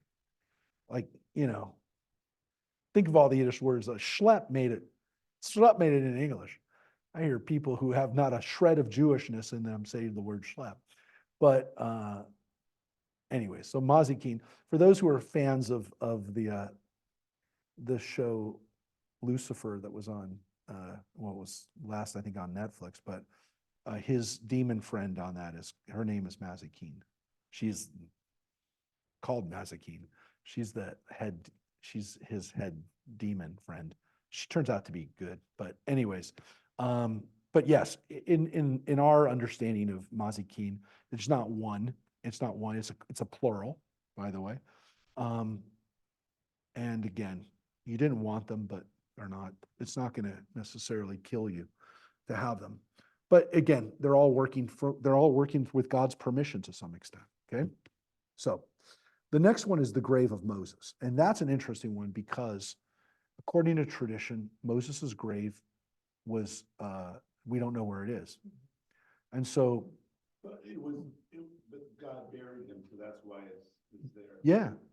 And it's got to have been created by God to essentially be not locatable. There is no way to find it.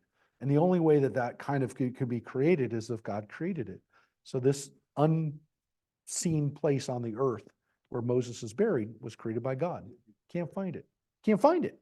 It says he was buried by God. It says he was buried by God. The next one is this, actually there's a fourth one, right? The ram of Abraham, right? The ram that was, according to tradition, I mean, it says in the Bible that Abraham sacrificed a ram instead of Isaac. So how did he find that ram at that time?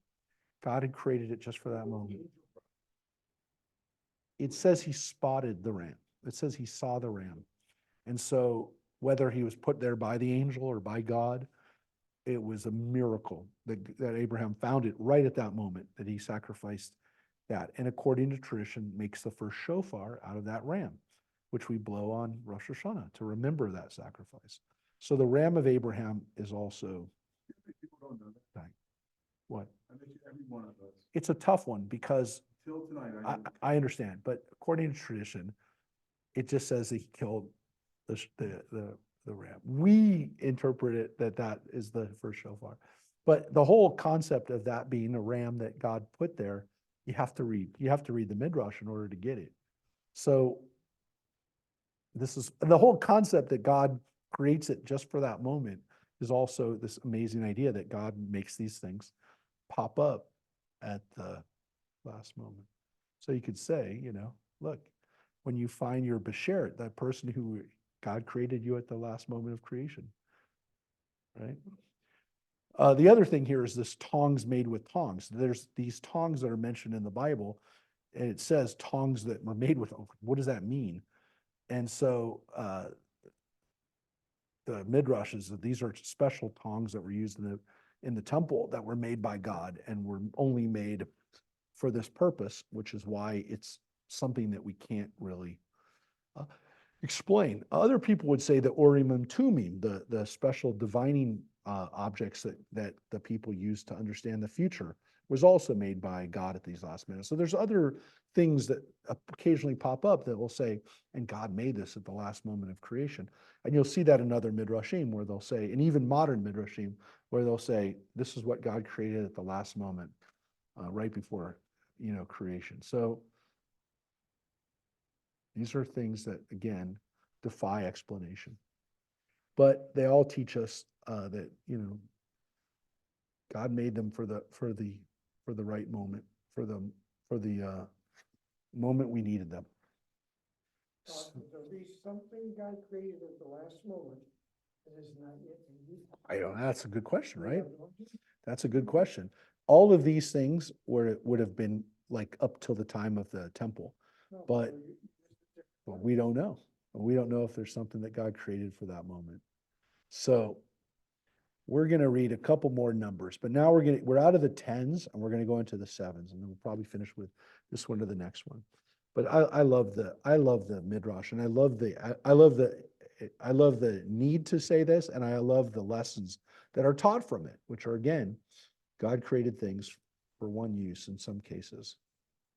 I'm only going to see this a limited time, and then he puts it out like the McRib. No, it's not the McRib. I keep bringing out the McRib. It's not like God created that once. It keeps coming out. Anyways,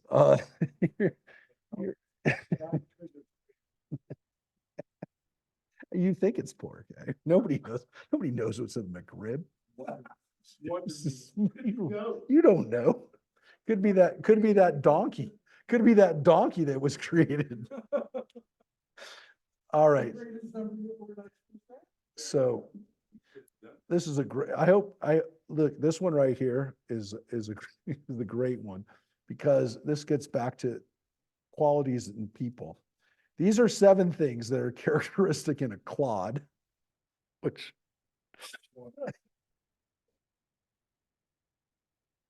the word clod is a good translation here because, well, there's the good kind of person and the bad kind of person. These are 7 characteristics in a clod and 7 in a wise man. So this is the 7 for one or one or the other, right? So these are the Chacham is the wise person. And you always want to be a Chacham. You want to be a wise person. But what's the opposite in this case? The word clod is a really good word, because when you think of clod, what do you think of? What? Yes, but what do you think of clod, like literally? Mud. Clod, right? But yes, you're right. It's a stupid person. Yeah, but it's not. But yes, it's tough. It's a tough name to have. But nobody has it CLOD. But it's clod. Jesse, why are you laughing? Look at the Hebrew word. What is it, Sheldon? You see it? Yeah. It's a golem. These are 7 things that you'd see in a golem versus a wise person. Now, we know that the golem was created out of earth, out of dirt, and it doesn't really have a soul. It's a clod of earth. So that's a great word for it, because a clod is literally mud. And that's what the golem was. It was created out of mud. So what's interesting here is it's used as a term for somebody who doesn't necessarily have to be a golem, but literally somebody who doesn't have wisdom. So that's why it's a great term.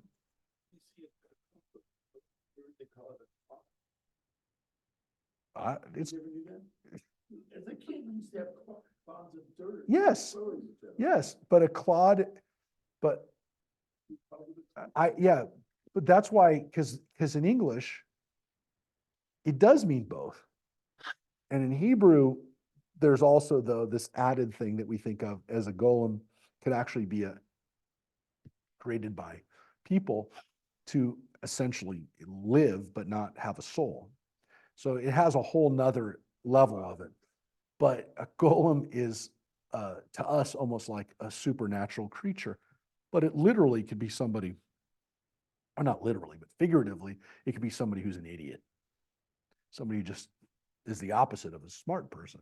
That's why Claude is, again, it's a perfect word in English, because we have the same word, the same understanding, dirt and a person.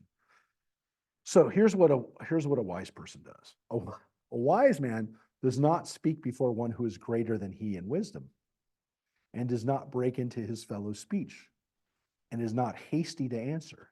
He asks what is relevant, and he answers to the point. And he speaks of the first point first and the last point last. And concerning that which he has not heard, he says, I have not heard. And he acknowledges the truth. The reverse of these are characteristic of the Claude.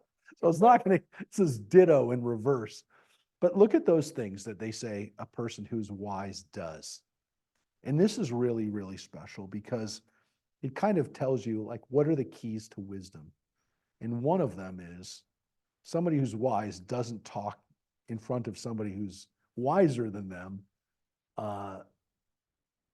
And it doesn't necessarily mean that he never speaks in front of them, but he doesn't speak before that person speaks. He lets that person speak first, and then he says something. And this is so important, not only because it does help in your own wisdom if you're not trying to speak first, but it really does help in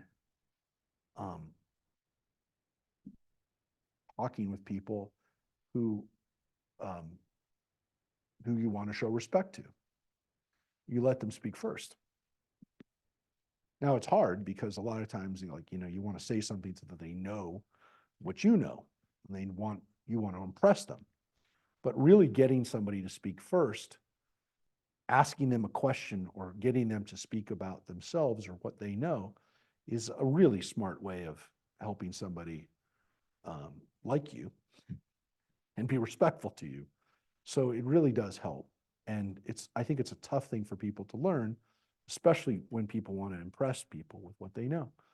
But when you're speaking with somebody who you know knows more than you, sometimes you don't know, but especially if you're trying to impress somebody with the fact that you want to listen to them, whether you want their help or you want their guidance, or you want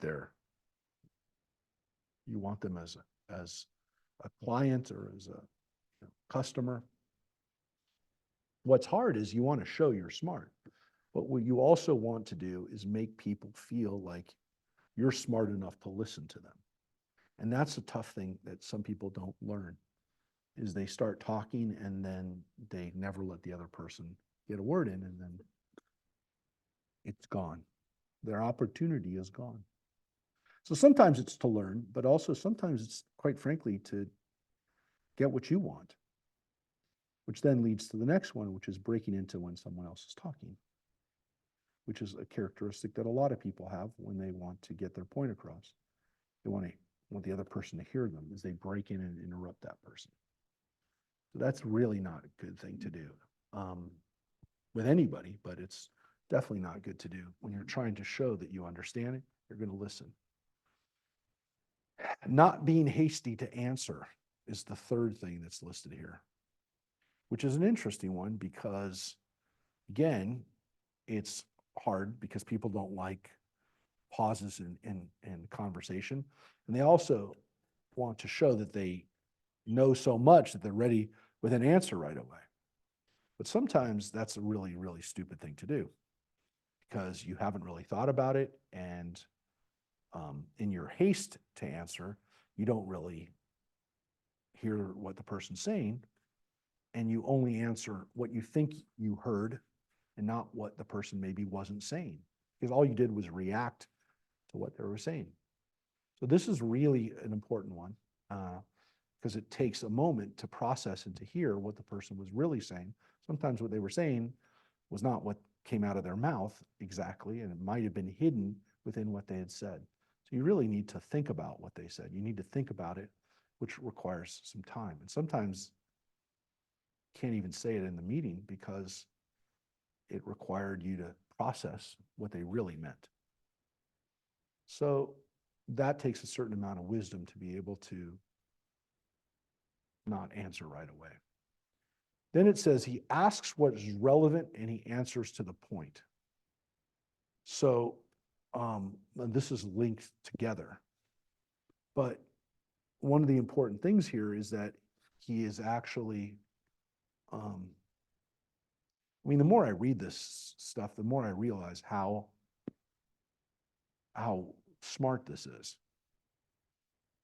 The more I talk to more people over the years, the more I realize that these are really, I mean, this could be printed up as a guideline for how to talk to people, especially when you're trying to learn about them and you're trying to, engage them in business. So asking what's relevant, what's actually, what's the matter at hand, and then answering, I'm just looking to see if the translation is there, but yeah, it's basically making sure that you get to the, you answer to the point. You actually get to the point.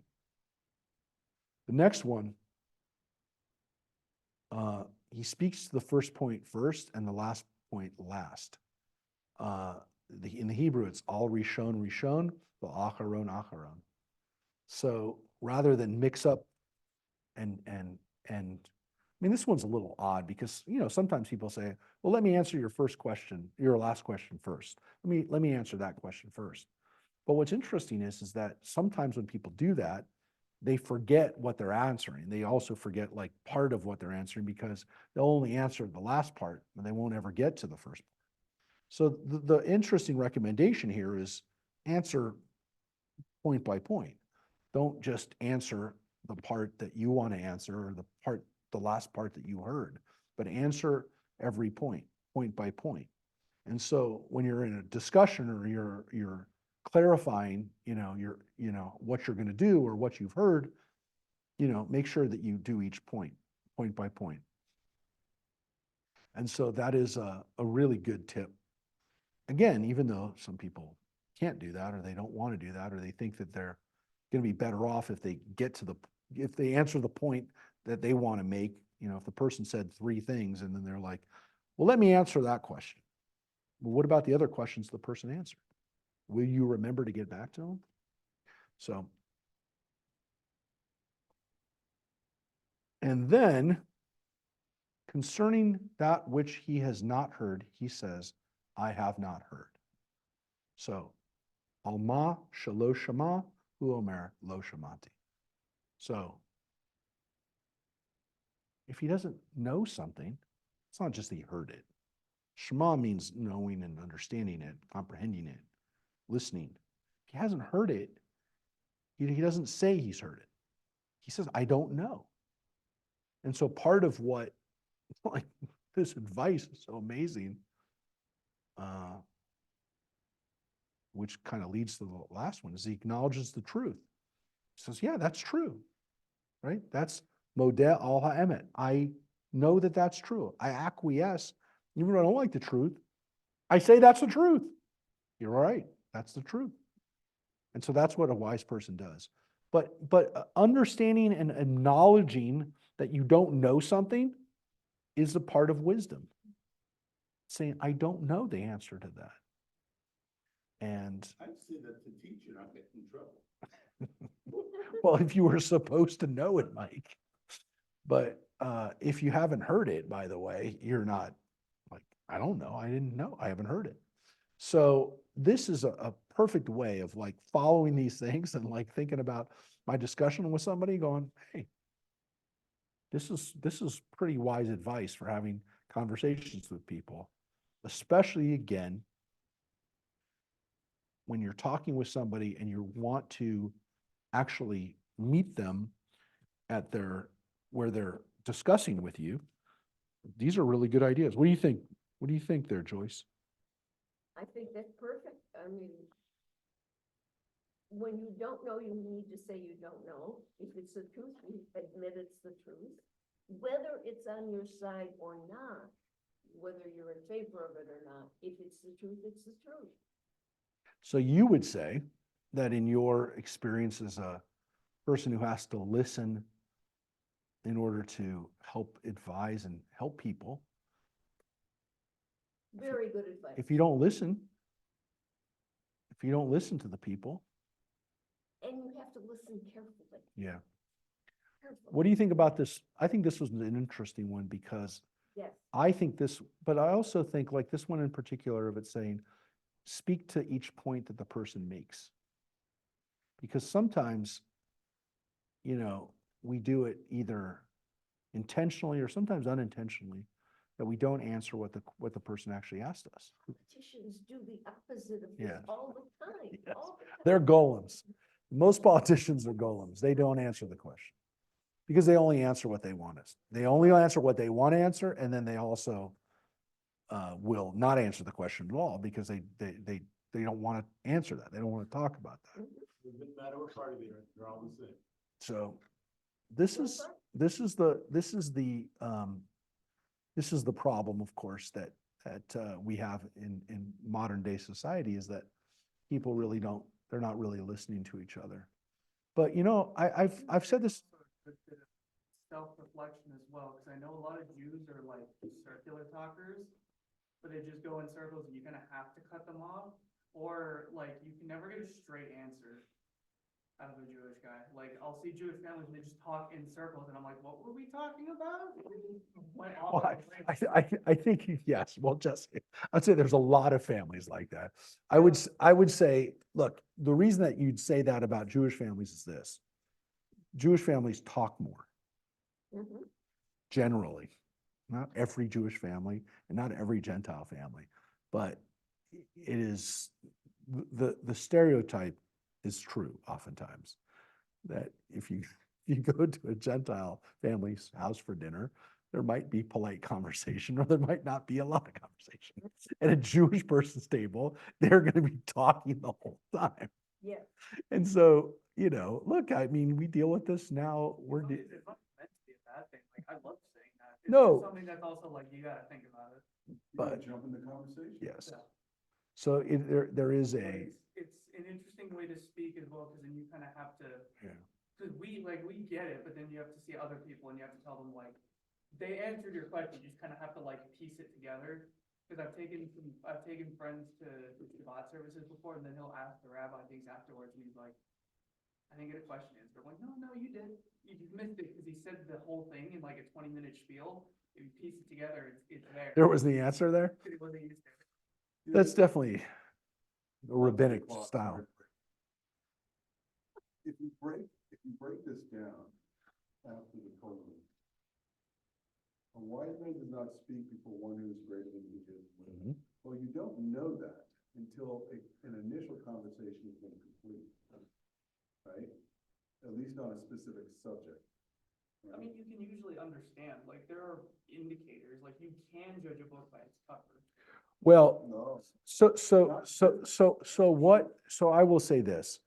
What this presupposes, John, is that this is very much presupposing that they're speaking to a younger rabbinic student type who's now going to, when he engages in one of his teachers, that this is what he's doing in some cases, at least with the first one. The next one, when it says he does not break into his fellow's speech, this is his colleague. So in the first part, he's speaking to someone who's bigger.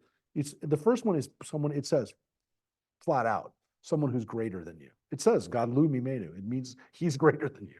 This is somebody who's recognized as an authority.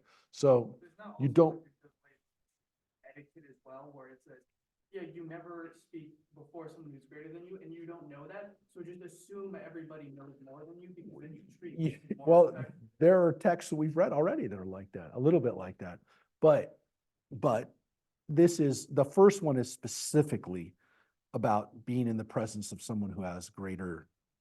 So yes, I will say that this isn't necessarily like, you're right, if you're talking with other people, but the first one is specifically someone who's greater than you. That's the only one. The next one clearly goes in to the fellow speech. And then the rest really don't say, whether it's a fellow or someone greater. You can make the argument that it's like, bless you. From that point on, it's everybody. It's everybody. It's your colleague. It's someone who's not as great as your colleague, people beneath you. I mean, I don't know what they're gonna say, but like, they wouldn't say that, but this idea of the rest of them after the first one is really just for everybody.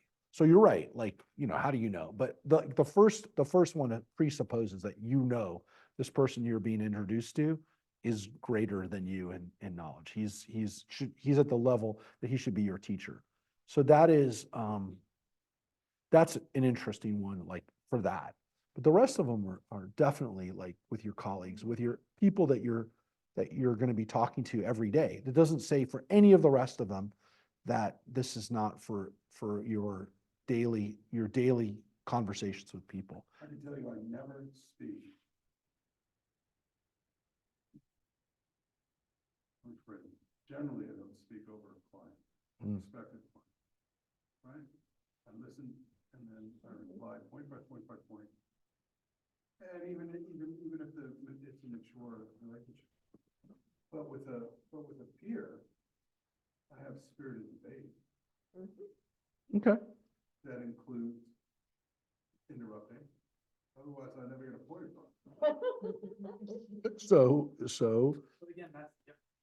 so there is this understanding that you do speak differently to certain people, which pretty smart, right? That's pretty much like you got to do that in business, but you're doing that in business.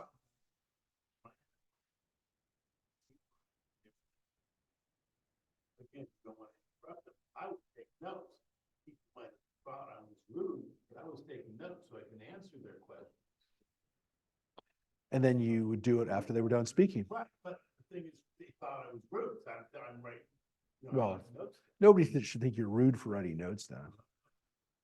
I got looked at. So if you think about, again, like using these as a basis for communication with people, there's a lot of points here that, get to respecting people and respecting, and allowing people to have a conversation. But, I think these are all good. I think every one of these is a good way of navigating. And I think the higher you go, like the higher the more successful you get, and the further up you get, the more you have to think about this. Like I think, like, if you have no intention of, like, I mean, owner or manager, or like having severe, responsibilities and obligations and having tough conversations, don't worry about this. But if you want to be successful, like if you want to go to the next level, you have to listen.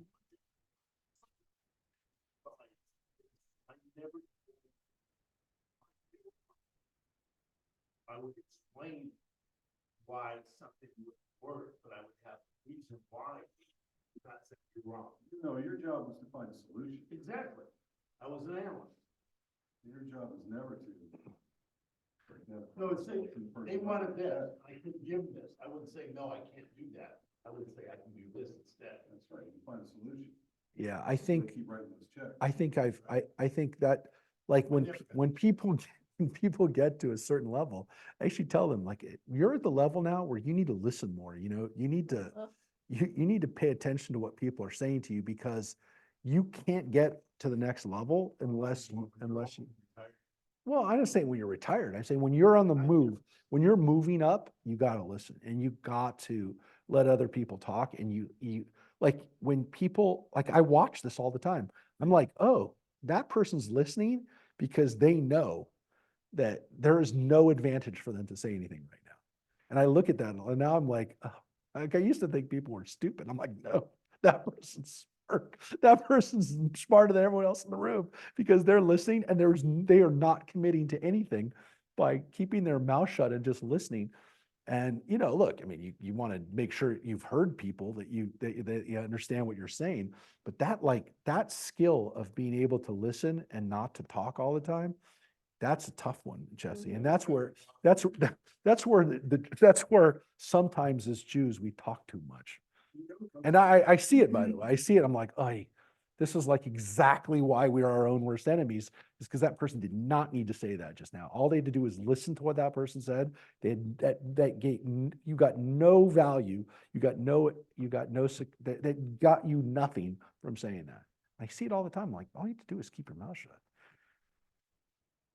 You know, it's funny, what Jesse said, and what that dovetails into one person that I think of, that's Henry Kissinger, Why? because he was a listener. Yeah. He would listen and listen and listen, he would never speak. Yeah, and he didn't commit. And so he got people to commit. He got people to say things by keeping his mouth shut. So that's why he was so successful. And that's why he was, by the end of his life, he was admired by people on the right and the left. Anybody who had lived, you know, through these periods of time that he lived through, and he ended up living over 100 years, but he just died. He died last year. He died at the end of Henry Kissinger. But everybody admired him because, I mean, even the people who disagreed with him, and some people were, you know, I said, look, this guy, he got everybody else to commit, and then he would tell them after, you know, it didn't cost him anything to do it, or sometimes it did, but he'd get it to cost as little as possible. So that's a great message. And it's something that, again, I think for people, especially younger people who this was directed to, these are great ways of succeeding and coming back to these points. And again, look, if you never want to move up in the world, don't worry about this. But if you do, man, this is really, really important. So, thanks everybody for being here today. In the next week, we're gonna be online next Wednesday. We're not in person, but we're gonna continue with the numbers, and we're probably gonna be getting to this one next week, which I'm glad we will have a chance to read this together, especially at this time of year. But it's essentially, again, what we kind of hinted at today: who we're talking to, how we're dealing with people, and again, some things that never change. And these are great ways of thinking about things. I can't wait for us to talk about this one too. Easy to become angry and easy to be appeased. Hard to become angry, hard to be appeased. Hard to become angry and easy to be appeased, or easy to become angry and hard to be appeased. So these are things you can think of. All right, everybody. We'll see you next week online. Take care, everybody. And we'll be here Tuesdays online too. And Friday, we're in person with Rick and Addie in some of our Hebrew school. Hopefully our Hebrew schools. Yeah. Oh, yeah. It'll be great. Yeah, this Friday. But not next Friday. Not next Friday. Next Friday, we're not on. But this Friday. All right. Take care, everybody. Bye-bye.